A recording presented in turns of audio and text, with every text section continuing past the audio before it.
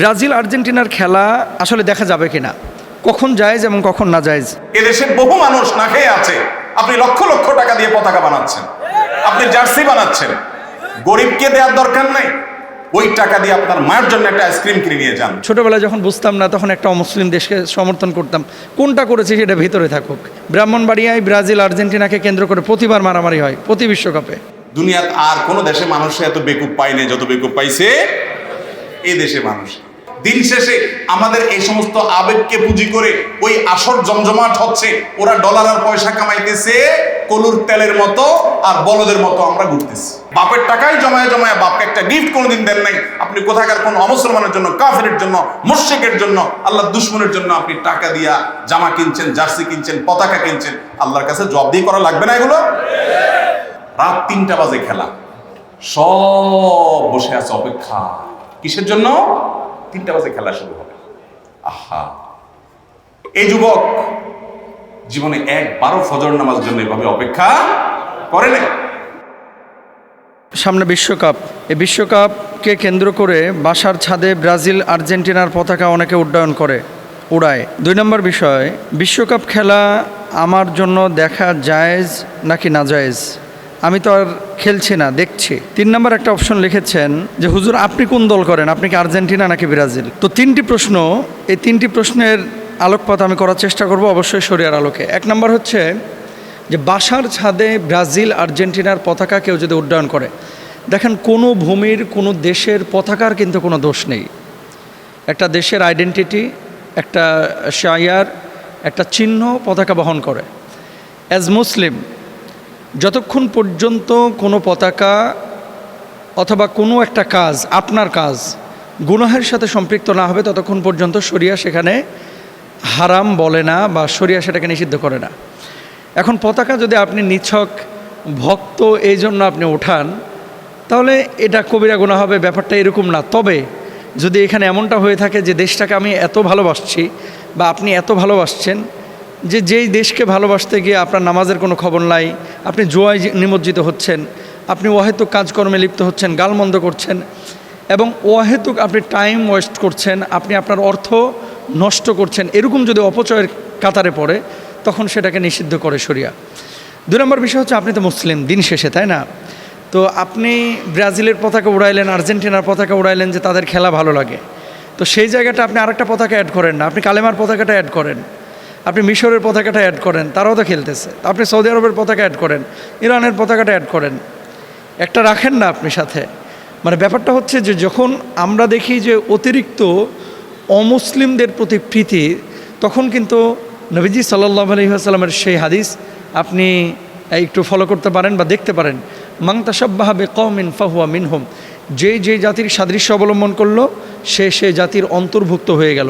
এই জন্য প্লিজ কেউ যদি আপনারা এই কাজগুলো করেন, পতাকা যারা উড়িয়েছেন পাশাপাশি মুসলিম দেশগুলোর পতাকা উড়ান। আর এটা আমার কাছে মনে হয় অপচয়। আপনি একটা দেশকে ভালোবাসেন বা সেই দেশের খেলা পছন্দ করেন, পতাকাটা কিনছেন 300 টাকা দিয়ে বা কিনছেন 400 টাকা দিয়ে।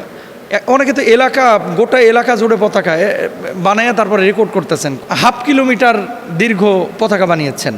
তো এটা তো অপচয় ভাই। ইন্নাল মুবাদ্দিরিনা কানু ইখওয়ানাশ শায়াতিন, নিশ্চয় অপচয়কারীরা শয়তানের ভাই।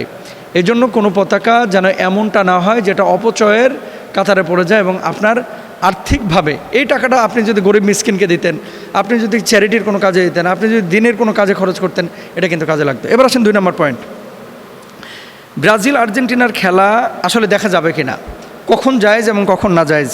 আল্লাহ সুবহানাহু ওয়া তাআলা পবিত্র কোরআনুল কারীমের মধ্যে বলছেন, ওয়াবতাগি ফিমা আতাকাল্লাহুদ দারুল আখিরাহ ওয়ালা তানসা নাসিবাকা মিনাদ দুনিয়া। আল্লাহ তোমাকে যা দিয়েছেন তার দ্বারা আখিরাতের আবাস অনুসন্ধান করো এবং দুনিয়ার অংশ ভুলে যেও না। হাদিসে আছে, কানাল হাবাশু ইয়ালআবুনা ফিল মসজিদ, হাবশিরা মসজিদে বর্ষা খেলা প্রদর্শন করছিল। রাসূল সাল্লাল্লাহু আলাইহি ওয়াসাল্লাম তা দেখতে গিয়েছেন এবং দেখেছেন। নিছক যদি খেলা দেখার জন্য আপনি দেখছেন এমনটা যদি হয়ে থাকে এবং সেখানে সতরের কোনো গুনাহ সংগঠিত না হয়, অনেক সময় দেখবেন চিয়ার্স গার্লরা যারা নাচানাচি করে, ডিরেক্ট মদ খাচ্ছে, এগুলো তো আসলে দৃশ্য ইসলামে দেখার অনুমোদন করে না। শুধু খেলা যদি হয়ে থাকে এবং সতর উন্মুক্ত না থাকে, দেখার জন্য আপনি দেখতে পারেন। কিন্তু শর্ত আছে কিছু। সেটা কি, এবার যেমন বিশ্বকাপ আমি দেখলাম ফিক্সচারে খেলা হবে এবার ম্যাক্সিমামই হচ্ছে ফজরের ওয়াক্তে, ভোরবেলায়। এখন আপনি খেলা দেখতে গিয়ে ফজরের নামাজে একদিনে পড়লেন না, সারা বছর আপনি ফজরের নামাজ পড়েন নাই, কিন্তু বিশ্বকাপ খেলা এসেছে আপনি একেবারে 3টার দিকে বিরাজ করে মুড়ি নিয়ে বসে গেছেন। তার মানে কি, নামাজের চাইতে আপনি বিশ্বকাপকে প্রায়োরিটি দিয়েছেন। এমনটা যেন না হয়। আপনি তখনই খেলা দেখতে পারবেন যদি নামাজ নষ্ট না হয়, ফরজ এবং ওয়াজিব দায়িত্বে অবহেলা না হয়, জুয়া বা বাজি না থাকে, অশ্লীলতা, হারাম দৃশ্য, উলঙ্গপনা এগুলো যদি না থাকে, যদি অতিরিক্ত সময় অপচয় না হয়, মারামারি, গালিগালাজ এবং বিভেদ সৃষ্টি না হয়।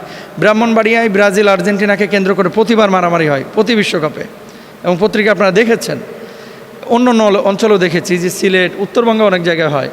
তো এই ধরনের ফিতনা ফ্যাসাদ যদি থাকে তাহলে কোনোভাবেই খেলা দেখা যাবে না। আর এগুলো না থাকলে শুধু বিনোদনের জন্য যদি আপনি শরিয়া লঙ্ঘন না করে দেখেন, আপনি দেখতে পারেন। এরপর আসেন যে কখন আপনি গুনাহ হবে না।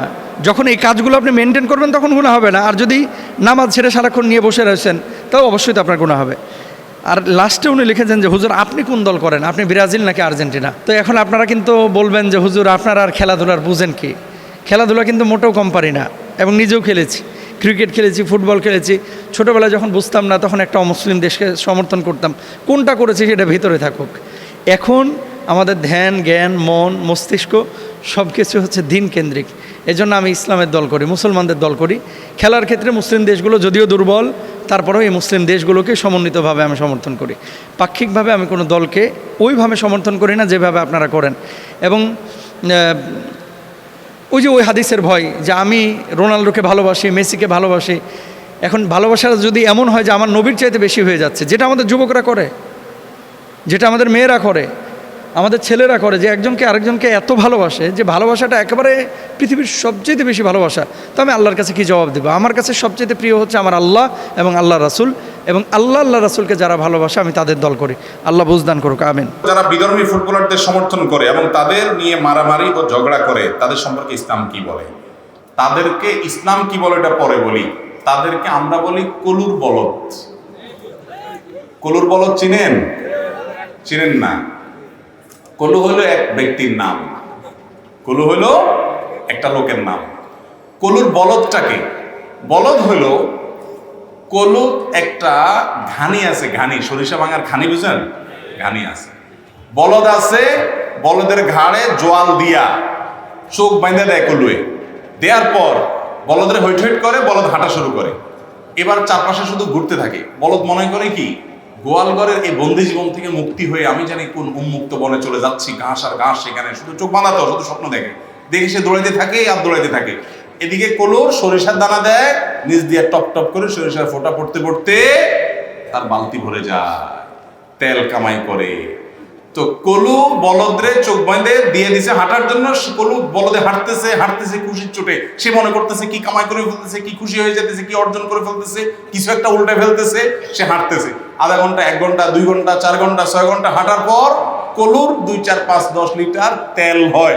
এগুলো বেচে তার পয়সা হয় কসকসা। আর বলদে সারাক্ষণ হাঁটার পর চোখটা যখন খুলে দেয়, দেখে যে ওখানে দাঁড়িয়েছে। কোন দেশের কোন খেলোয়াড় খেলতেছে সেই দেশের এম্বাসিটাও আমার দেশে নাই, আমার দেশের এম্বাসিও ওই দেশে নাই।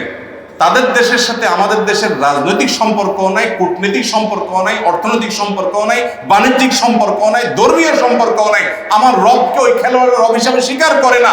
ওদের জামা কাপড়ে বিভিন্ন জায়গায় সমকামিতার প্রমোশন করার মধ্যে যে রংধনু আছে, সে রংধনুর আপনার বিভিন্ন সিম্বল তারা বহন করে, বিভিন্ন উল্কি তাদের শরীরে আঁকে, সিম্বলিক। যারা আমার রবকে, দিনকে শুধু মানে না তা না, তারা আল্লাহর বিরুদ্ধে বিদ্রোহ করার শামিল এরকম কাজগুলো করে। আর আমার দেশের সাথেও তাদের কোনো সম্পর্ক নাই।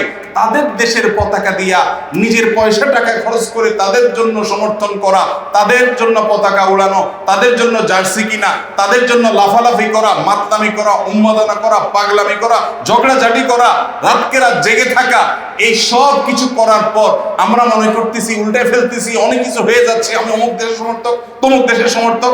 দিন শেষে আমাদের এই সমস্ত আবেগকে পুঁজি করে ওই আসর জমজমাট হচ্ছে। ওরা ডলার আর পয়সা কামাইতেছে কলুর তেলের মতো, আর বলদের মতো আমরা ঘুরতেছি। এই জন্য আমি বলি, এগুলো হলো কলুর বলদ রে ভাই। লাভ কি বলেন? আপনার কি লাভ? আল্লাহ তাআলা আমাদেরকে বুঝার তৌফিক দান করুন। লস আছে, অনেক লস। ওই পর্দাতে যখন খেলা দেখেন, শুধু খেলা আসে না, আরো কিছু আসে। হারাম জিনিস দেখা লাগে না? আল্লাহর প্রতি যার ঈমান নাই, আপনি তাকে অপছন্দ করার কথা, কিন্তু আপনি তাকে পছন্দ করেন না, শুধু আপনার হট ফেভারিট সে। এটা ঈমানের সাথে কখনো যায় না। এরপরে খেলা তো আর খেলা না, এটা উন্মাদনা। রাত 3টা বাজে খেলা, সব বসে আছে অপেক্ষা। কিসের জন্য? 3টা বাজে খেলা শুরু হবে। আহা, এই যুবক জীবনে একবারও ফজর নামাজ জন্য এভাবে অপেক্ষা করে না। মিছিল বাহির করে রে কপাল পোড়া, কোথাকার কোন দেশের জন্য। আল্লাহ আমাদেরকে বুঝার তৌফিক দান করুন। এগুলো বললে যুবকরা মন খারাপ করে, বলে যে হুজুর ইসলামের তালিকে কোনো খেলাধুলা বিনোদন নাই। কে বলছে নাই খেলাধুলা? আমরা নিয়মিত প্রায় খেলাধুলা করার চেষ্টা করি। কে বলছে নাই? ফুটবল খেলেন, হাডুডু খেলেন, ক্রিকেট খেলেন, ব্যাডমিন্টন খেলেন, দৌড়াদৌড়ি খেলেন, গোল্লা শুট খেলেন। শরীয়তের সীমানা লঙ্ঘন করিয়েন না। হাঁটু আপনার ঢেকে 3/4 প্যান্ট পরে আপনি করেন, পারস্পরিক লেনদেন করেন না, জুয়া রাখিয়েন না, খেলাধুলা করেন। ওই খেলাধুলা সরাসরি দেখেন, হারাম কিছু না দেখা লাগলে। ইসলামে সেগুলো জায়েজ আছে। নবী করিম সাল্লাল্লাহু আলাইহি সাল্লাম বিনোদনের জন্য বহু ব্যবস্থা রেখেছেন।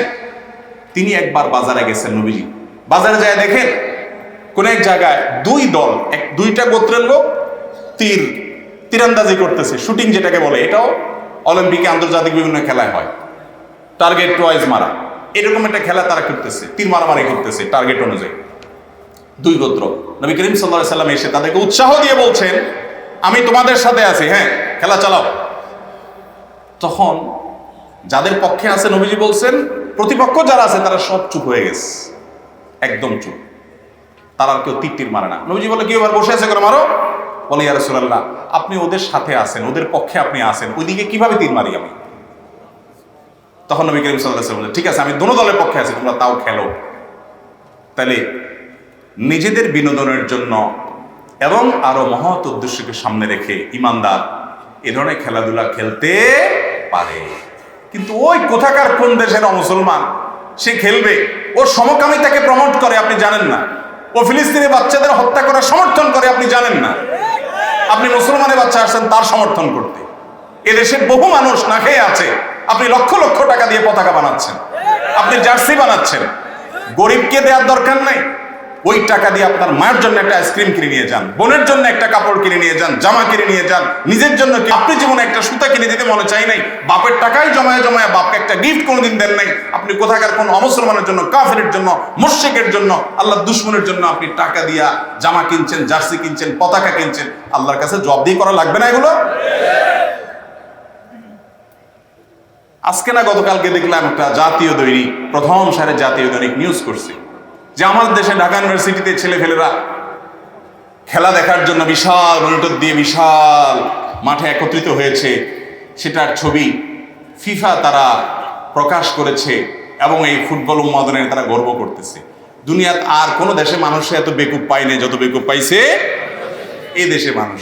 এই দেশের খেলোয়াড়রাও নাই সেখানে, তাও মাতলামের কোনো, যারা খেলায় আছে এরকম অনেক দেশ আছে, যাই দেখেন তারা যার যার চরকায় তেল দিতেছে। আর ওই যে কলুর বলদ যে শুধু কি করতেছে, ঘুরতেই আছে। লাভ হইতেছে কার? ওই জায়গায় বসা কলুদের, যারা খেলতেছে। আল্লাহ আমাদের বুঝার তৌফিক দান করুন। যারা বিধর্মী, আচ্ছা এটা প্রশ্ন উত্তর গেল। পছন্দের দল হেরে গেলে, স্ট্রোক বা হার্ট অ্যাটাক করে মারা গেলে তার পরিণাম কি? দেখেন, এরকম কোন একটা ঘটনা বোধহয় ঘটেছে এবছর। তো ফেসবুকে অনেক ভাই সেই লোকটা সম্পর্কে অনেক বাজে মন্তব্য করে সে জাহান্নামী ইত্যাদি বলেছেন। এই কথা খুব ভালো করে মনোযোগ দিয়ে শুনেন। কোন মুসলমান মারা যাওয়ার পরে কে জান্নাতে যাবে কে জাহান্নামে যাবে, সে মুসলমান ছিল, এতটুকু যদি আপনি নিশ্চিত হন, তাহলে তার জাহান্নামে যাওয়ার কথা আপনি বলতে পারেন। আমরা অনেকে সীমা লঙ্ঘন করি, সে খেলোয়াড়দের সাপোর্ট করে হার্টটা দুর্বল কোনো কারণে মারা গেছে, অন্য কোনো কারণে তার হার্ট অ্যাটাক হতে পারে, আমরা তো আন্দাজ করেও বলতে পারি। এই জন্য কোনো মানুষকে জাহান্নামে পাঠিয়ে দেওয়ার ঠিকাদারি আল্লাহ আমাদের কাউকে দেন নাই। সাবধান থাকতে হবে, খুব সাবধান, খুব হেফাজত থাকতে হবে। তবে তার বিষয়টা আল্লাহর উপরে ন্যস্ত করতে হবে। এটা কোনো ইমানদার জন্য শোভনীয় নয় যে তার আবেগ উচ্ছ্বাস সে এরকম অজায়গায় কুজায়গায় দিবে এবং নিজেকে ক্ষতিগ্রস্ত করবে, এটা জায়েজ নাই। কিন্তু তাই বলে ওই লোকটাকে আমরা জান্নাতীরা জাহান্নামী সেই ফয়সালা আমরা বসে বসে করার কেউ না।